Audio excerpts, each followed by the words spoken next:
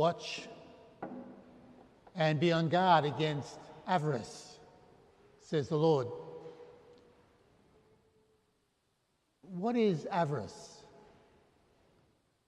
Avarice, or greed, is an insatiable desire for material gain. Its most obvious expression is found in the pursuit of money and material possessions. However, it can also include pursuit of power or status. I think one of the most telling images of avarice is found in the character of Gollum in Tolkien's Lord of the Rings. He is the most pitiable of creatures. He was content to live in the dark, in damp places with practically no possessions. He was content to live off whatever meagre or disgusting food he could find or kill. He was content most of all to be alone, cut off from all companionship, spending his days talking to himself, slowly but surely becoming more and more distorted from his former self. He was content with all that misery because he was a miser. As long as he had that ring, his precious, he was content to be miserable. He was consumed by his desperate need to possess the ring. In actual fact, it is not so much that he will possess the ring, but rather already his whole life has become possessed by the ring. The ring controls him. And this is the nature of avarice. Possessions end up possessing the person driven to have them. The Lord's warning is something, therefore, to be taken seriously. Another word for avarice is covetousness. And we note that to covet what is not our own is the theme of the final two of the 10 Commandments. Of course, to possess things is not wrong. We've all been given the goods of the earth to provide for our needs. We have the right to own what we need for the necessities of life. The Church, for example, in criticising radical socialism, recognises the right to own private property. However, what is important is to be aware that our possessions are to serve us and our needs. They are means to an end and not an end in themselves. When we confuse the means and the end, when we desire possessions for their own sake or for the delight of possessing itself, then we can fall into the vice of avarice.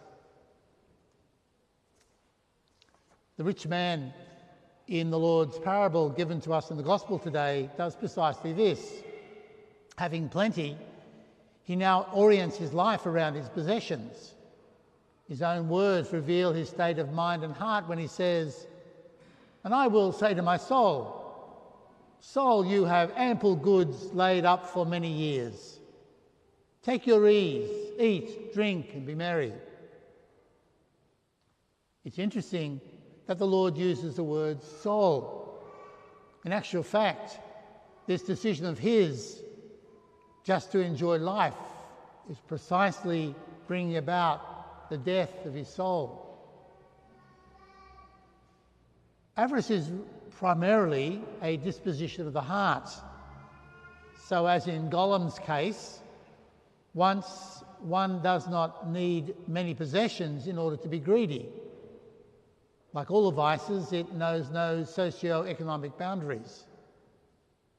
One can easily have very little and still be possessed by inordinate desire. And of course, avarice doesn't remain only at the interior level. It looks outward, looks towards things. Avarice produces in the mind the notion that material possessions can bring about personal fulfillment. And a person consumed with avarice will find that what they have is never enough. We see this in the wealthy man in the parable. The man, wealthy though he was, wanted more and more. He wanted to build bigger and bigger barns. Avarice corrupts the person so that they become self-centred. Owning and possessing becomes central to a person's thinking and planning. A person driven by avarice views reality in terms of having and possessing. And such a person measures him or herself in terms of what he or she possesses. This very subtle vice also colours the way a person treats others. Instead of loving persons and using things, we love things and use persons. And this can lead to a possessiveness towards others. Living as we do in a consumerist society, and subject as we are to constant advertising, a testing of our attitude towards the possession of things is required of us all. And the antidote to avarice is the desire to live a simple life and to foster a spirit of generosity. So we can ask ourselves the question, do I really need this thing? Will buying this thing or having this experience really make me happy? We ask ourselves another question. How generous am I with my possessions? Can I give more of what I have? Gollum did not realise how miserable his life had become because of his total preoccupation with possessing the ring. Avarice is subtle. So today the Lord gives us a warning. Watch